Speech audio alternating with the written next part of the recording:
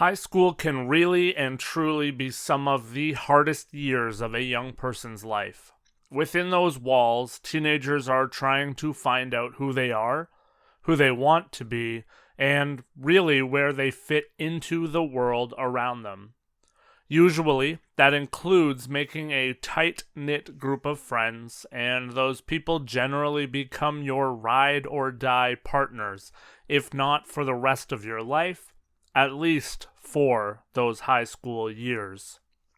2 weeks ago, we took a look at the case of Brianna Jai and the way that a friend and that friend's acquaintance brutally murdered Brianna because of a mixture of sadism and hatred. This week we're going to look at a case where two friends, seemingly not driven by very much at all, make the decision to murder a very close friend of theirs in cold blood, and they then carried on their lives for a time as though nothing had happened, and they had no idea what had happened to their missing friend. Hello, my name is Lance, and welcome to episode 129 of Gone But Never Forgotten, a friendship that ended in cold blood, the death of Skylar Neese.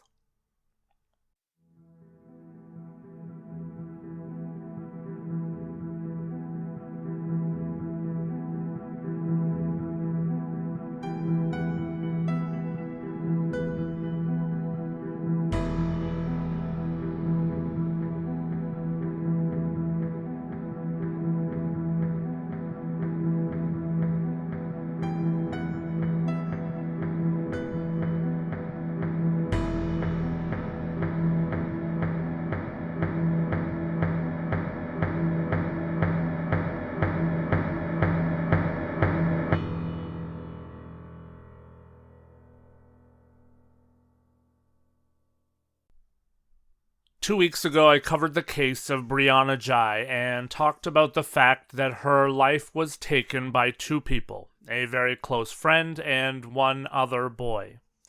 The murder seemed to be driven by sadism and transphobia and has been recognized as a hate crime. In the time since that episode, I have had a few conversations with listeners and was actually shocked to find that people seem to dispute one of the facts that I led that episode with. The fact that our children are killing one another seemingly more and more than ever before. I had people tell me that that was a hate crime, and I had people tell me that outside of situations like school shootings, which I don't know how we disqualify from the equation to begin with, this kind of thing is not happening in any large numbers. So, this week I've decided to start the episode by disputing that fact, but also by sharing a case that doesn't have any of the hatred behind it that Brianna fell victim to. This week's case starts as a case of three friends who were seemingly very close, but that also ended in a brutal murder and actions of two girls immediately after they committed a murder that I think should make us all sick. Skylar Annette Neese was born on February 10th of 1996 in Morgantown, West Virginia, to her parents Dave and Mary Neese, and she was the only child to the couple. Skylar was a 16-year-old girl who seemed to have the world as her oyster, and she had a future that was incredibly bright. Skylar was in the summer prior to her junior year in high school, having just finished grade 10, and she attended University High School in Morgantown, West Virginia. Skylar is described by those that knew her as a girl with an incredibly bubbly and upbeat attitude towards life, and she was also a girl who was incredibly loyal to her friends. Skylar had a 4.0 grade point average, which is equivalent to a 93 to 95% average, and she also worked at Wendy's, holding down a part-time job there so that she had money to spend. It was said that Skylar had a very active social life. Part of that social life was seemingly two friends of hers that she was mostly inseparable with, Shelia Eddy and Rachel Shoafe. Throughout their sophomore year, the three girls were seemingly inseparable, making posts together on social media and always being together. Skylar and Shelia had the longest standing friendship of the three girls, having been friends since they were 8 years old, half of their lives. Dave and Mary said that Shelia was like a part of their family, and she had always been there. She would simply walk into the family home without knocking on the door first, and she essentially became a second daughter to the couple and a part of their family. During their freshman year, in September of 2010, Shelia would meet Rachel Shoafe, who transferred to University High School in October, and that is when the three girls all became acquainted together and started their friendship. Many people said that while the three did seem inseparable on social media posts, their friendship was very much akin to, I think, what many of us think of when we think of best friends in high school. Many said that the three had a very toxic relationship at times, and that Skylar seemed to become the odd one out in the three-way friendship sometimes. Shelia and Rachel would oftentimes pick on Skylar and leave her out of activities that they did together.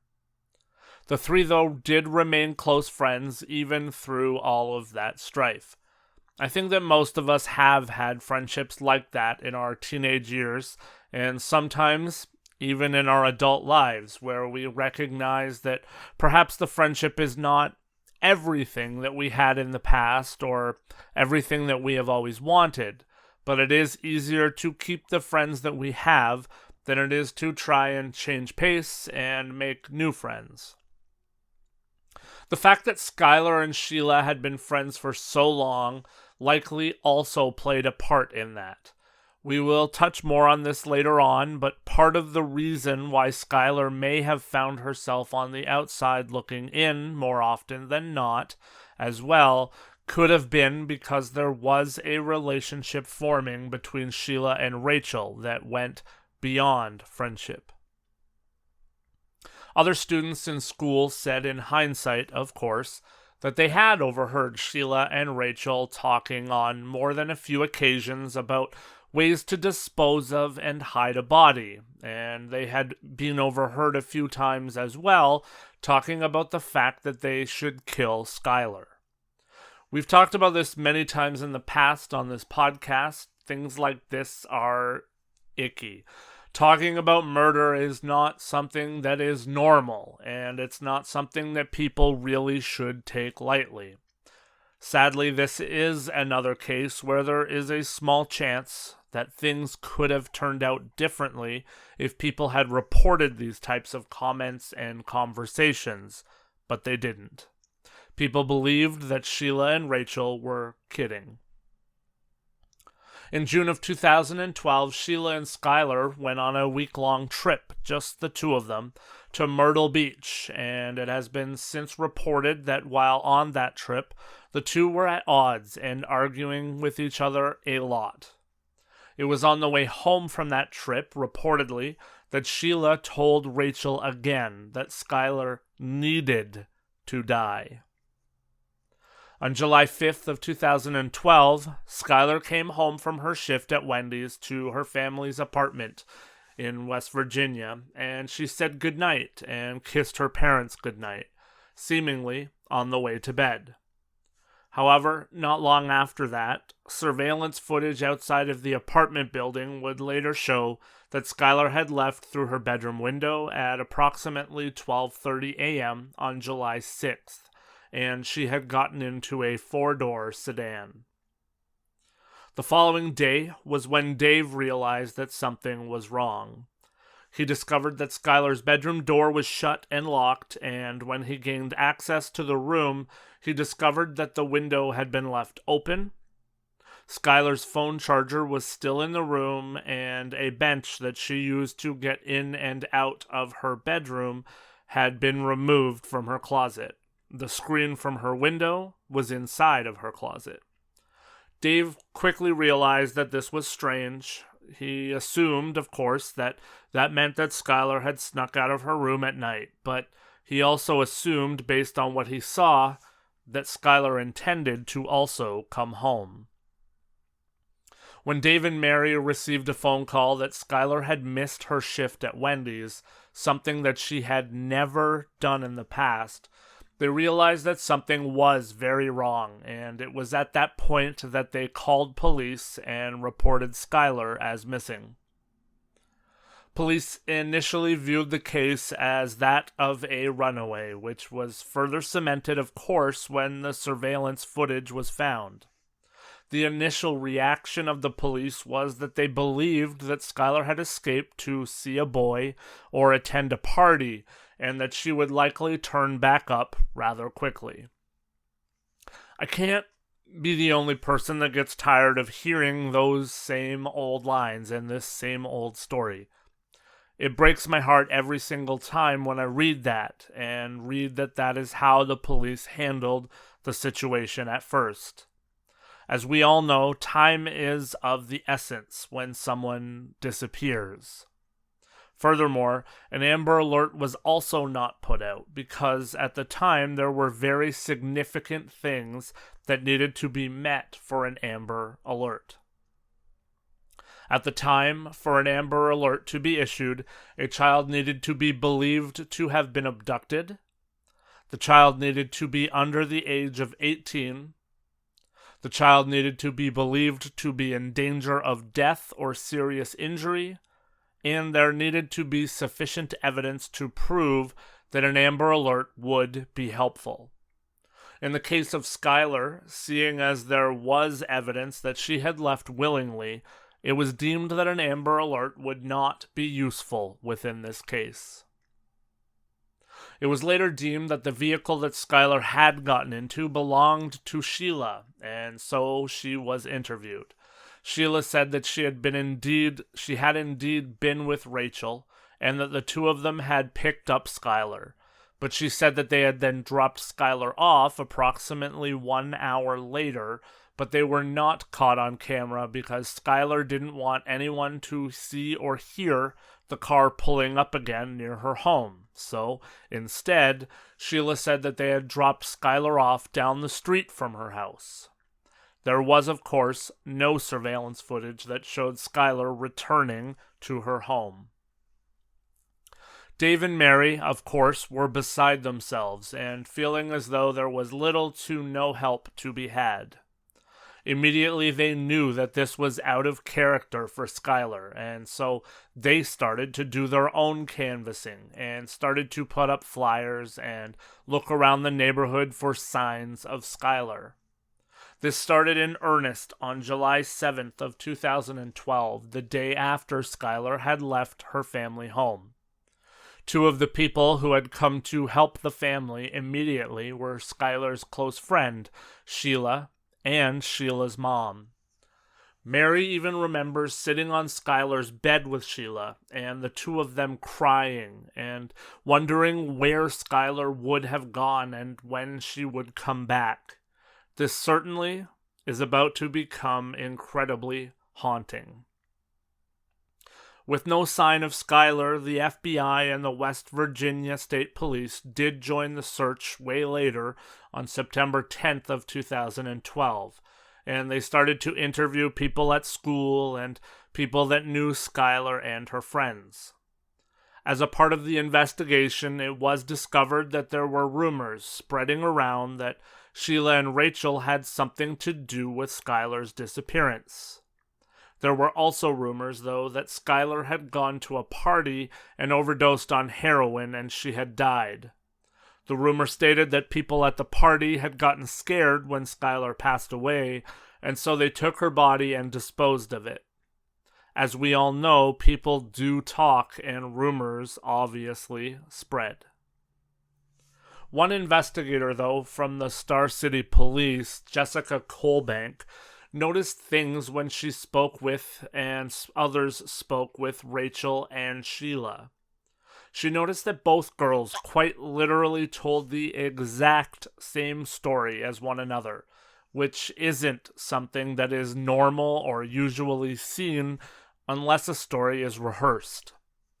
Jessica felt like Sheila was not acting the way that a best friend should be acting, and she also felt as though Rachel was scared to death.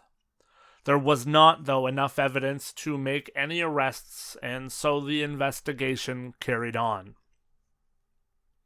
Looking at social media really started to show how toxic the relationship between the three girls had been, though, with Skylar tweeting on numerous occasions about the fact that she felt abandoned by Shelia and Rachel.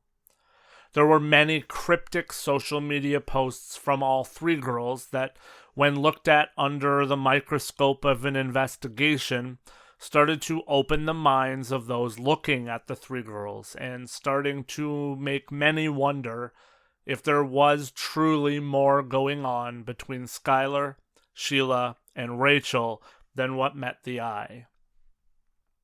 That is when investigators started to dive a little deeper in on Shelia and Rachel, with one investigator even creating a fake account to follow the girls so that the investigators could get a closer look at the tone and tenor of both. Investigators believed neither girl seemed all that consumed with the fact that their best friend was missing, and some of their posts that they started to see were downright strange. On November 5th of 2012, Shelia had posted to Twitter, now known as X, and said, quote, "No one on this earth can handle me and Rachel. If you think you can, you're wrong," unquote. While being watched, investigators saw that accounts were openly saying that they believed that the two girls were involved in Skylar's disappearance, and that sooner or later the truth would come out. This appeared to give Shelia some anxiety, but much more anxiety seemed to be hitting Rachel.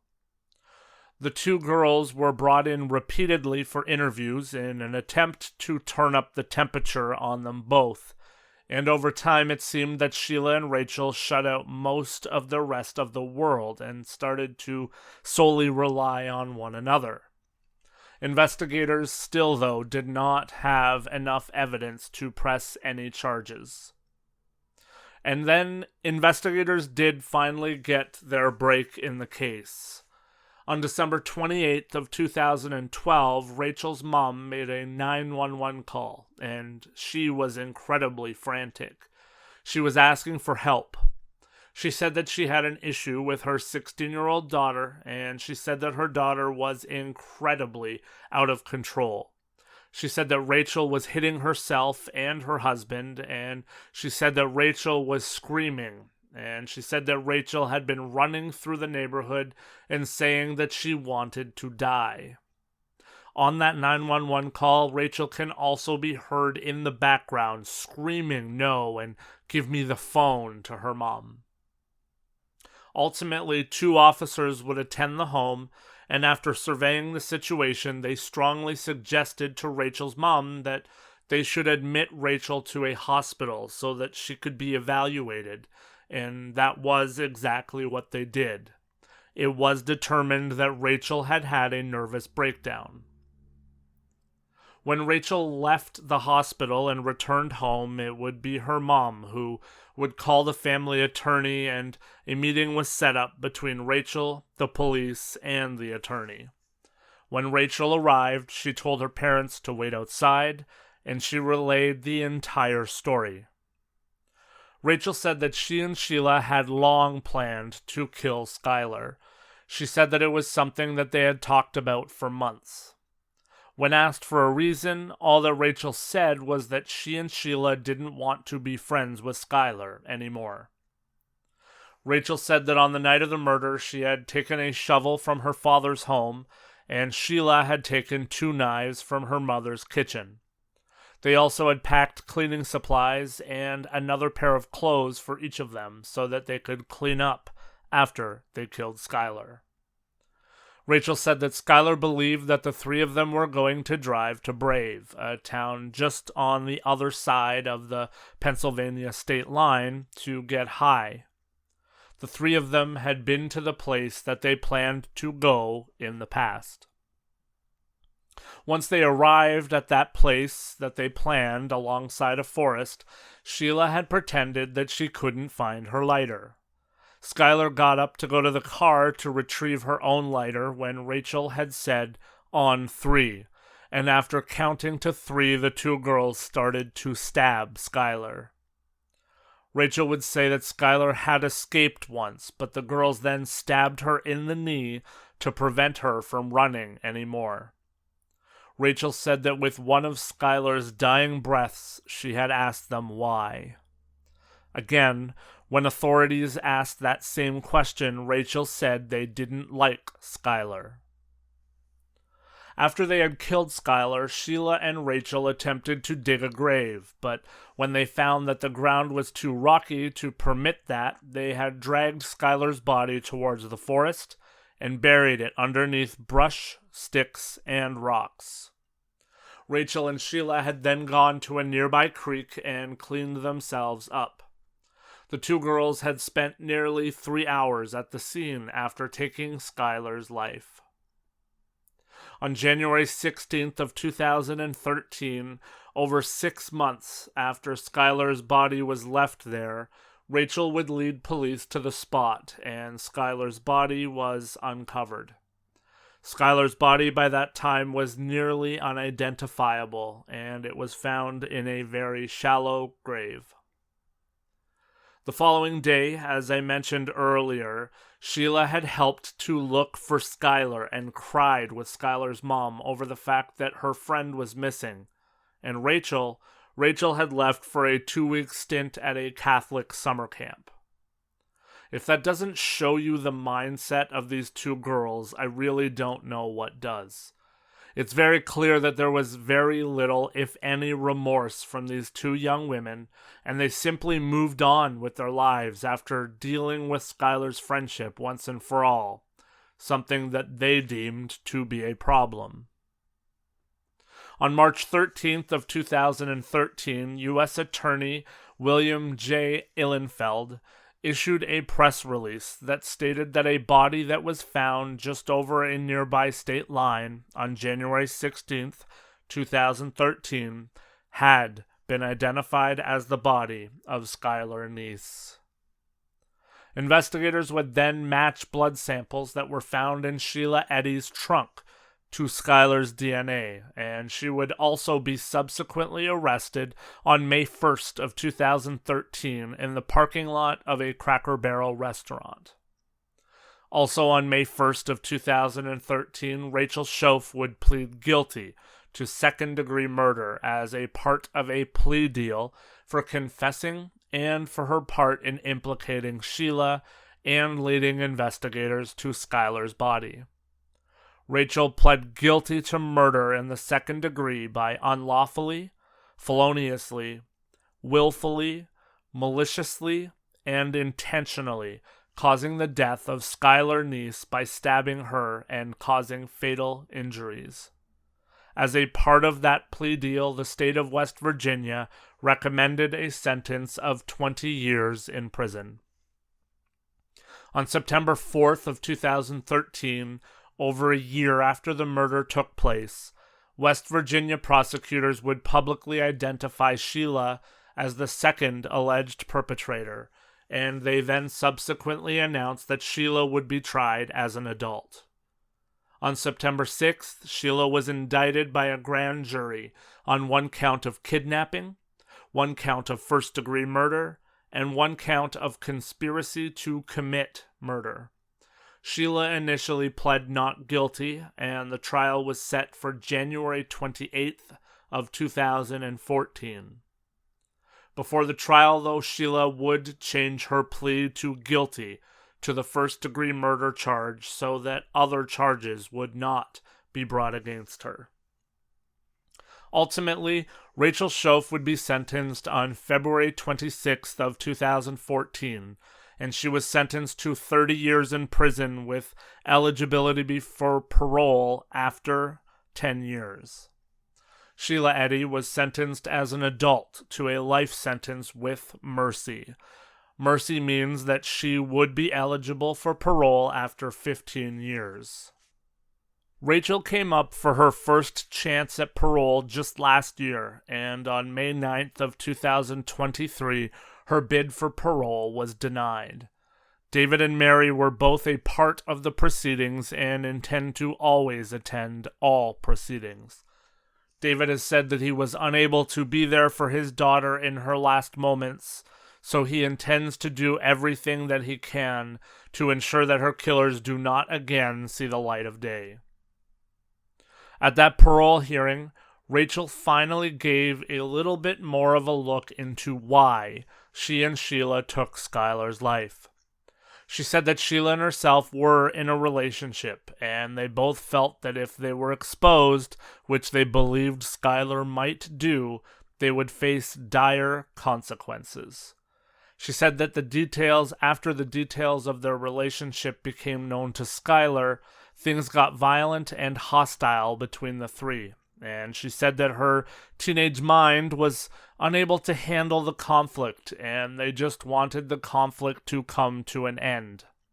She did express remorse to Skylar's family and said that she would trade places with Skylar in an instant. David, Skylar's father, presented a prepared statement which I will read now.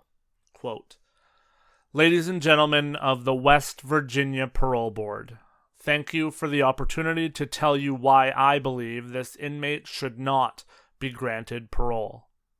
Because of that malicious monster, my child never got a limo for her prom. Instead, she got a ride in a coroner's vehicle.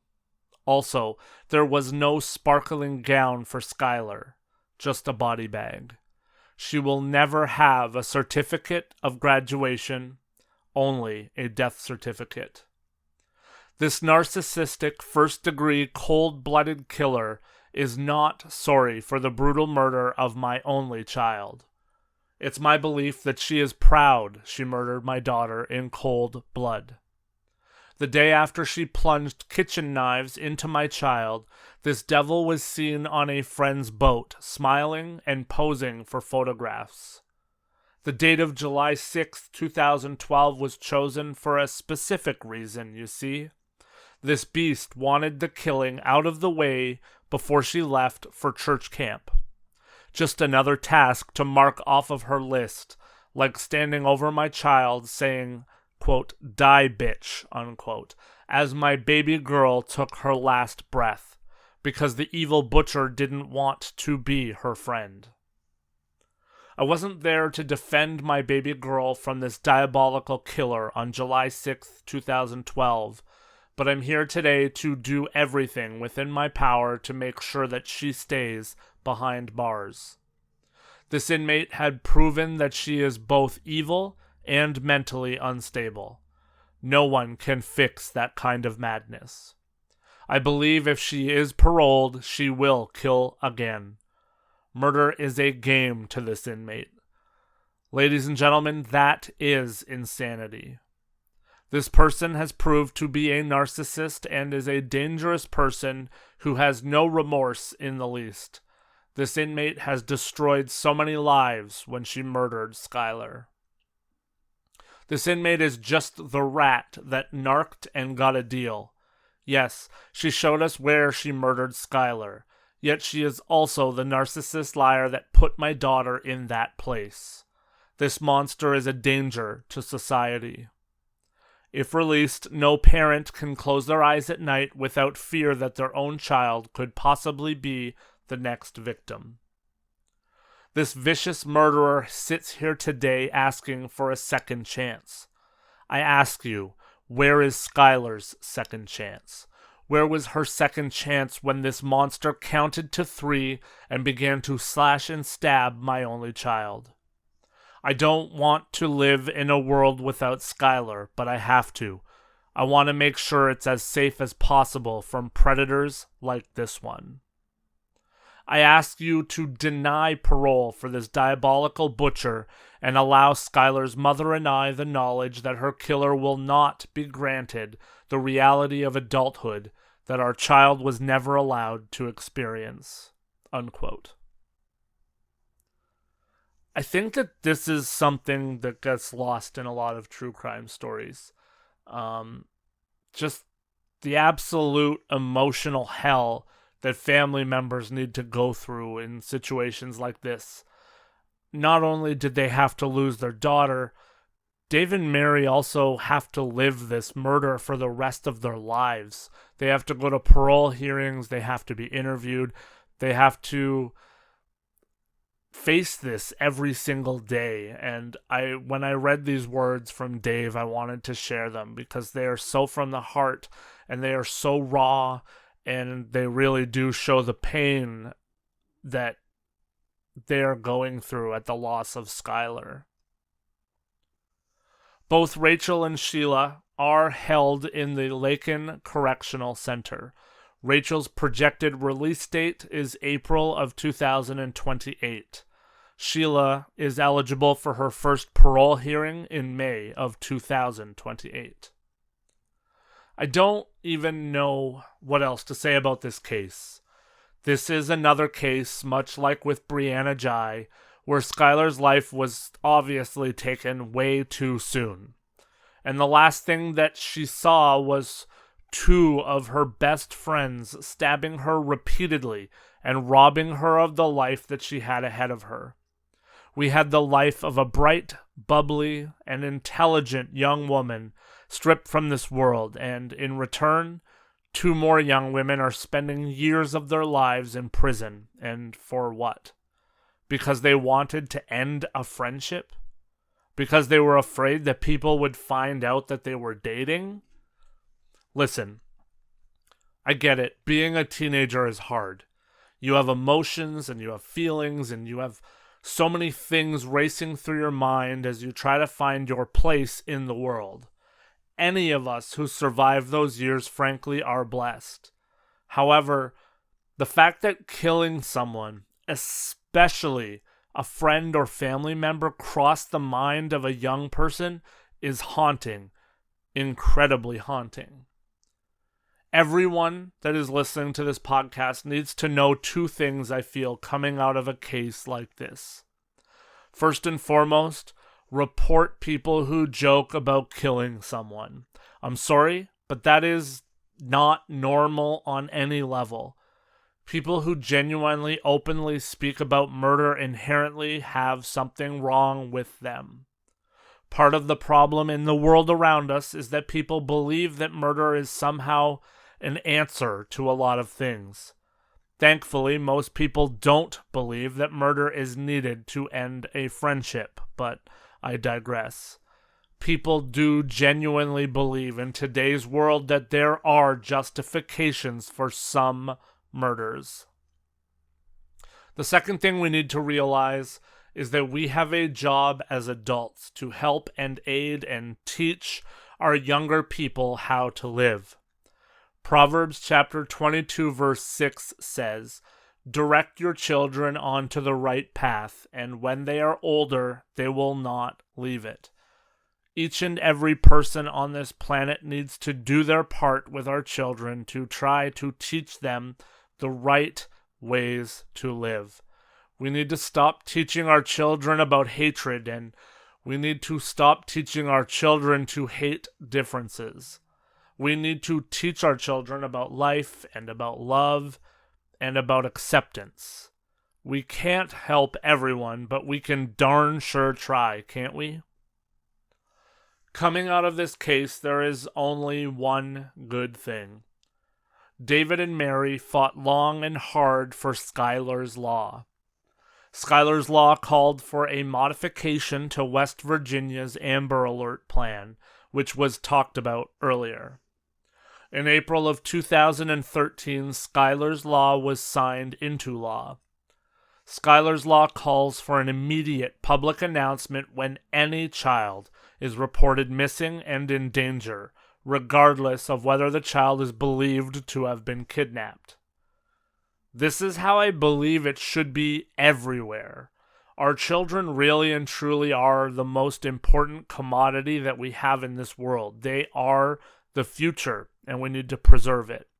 I would much rather spend man hours looking for runaways than Have even one more case like this one where a family is told to wait and the end result is the death of their child.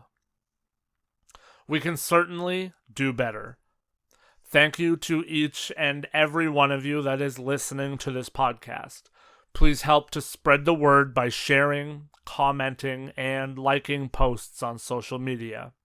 Also, please follow and rate the show wherever you are listening and help us out in any way that you can.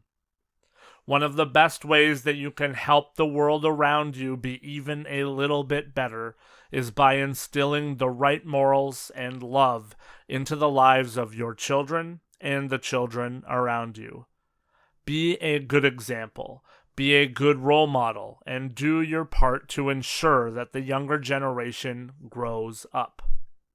We need more good people like Skylar Neese in this world and less children and teens that are being driven by hatred. I will sum it up the way I always do. If you're listening to this podcast, please do your best and do your part and be better. Thank you so much for listening to Gone But Never Forgotten. I'll see you next time.